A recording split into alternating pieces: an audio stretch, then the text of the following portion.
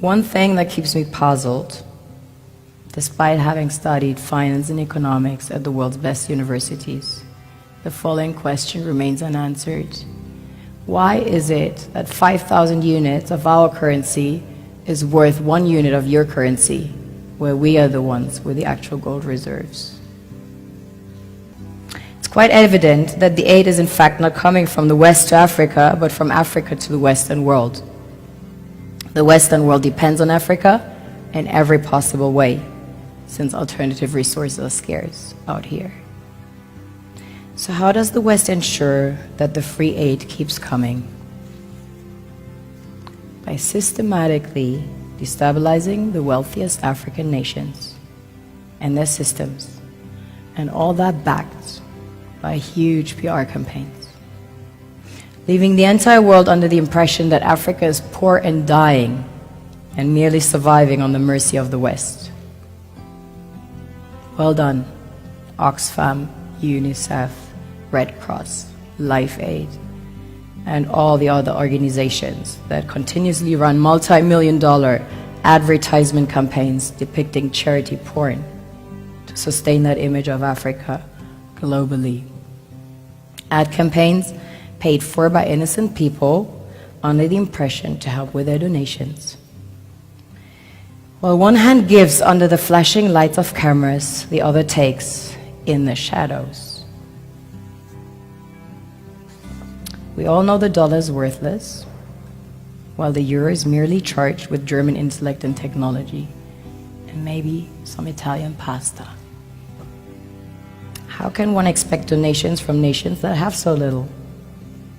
It's super sweet of you to come with your colored paper in exchange for our gold and diamonds. But instead, you should come empty-handed, filled with integrity and honor. We want to share with you our wealth and invite you to share with us. The perception is that a healthy and striving Africa would not disperse its resources as freely and cheaply, which is logical.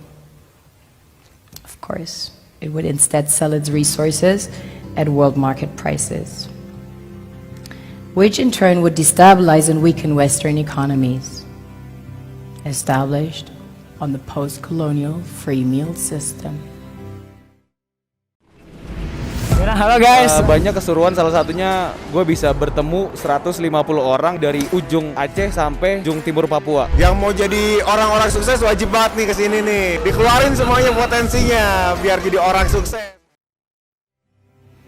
Last year, the IMF reports that 6 out of 10 of the world's fastest growing economies are in Africa, measured by their GDP growth. The French Treasury, for example, is receiving about $500 billion year in, year out. Foreign exchange reserves from African countries based on colonial debt they forced them to pay. Former French President Jacques Chirac stated in an interview recently that we have to be honest and acknowledge that a big part of the money in our banks comes precisely from the exploitation of the African continent. In 2008, he stated that without Africa, France will slide down in the rank of a third world power. This is what happens in the human world, the world we have created. Have you ever wondered how things work in nature? One would assume that in evolution the fittest survives.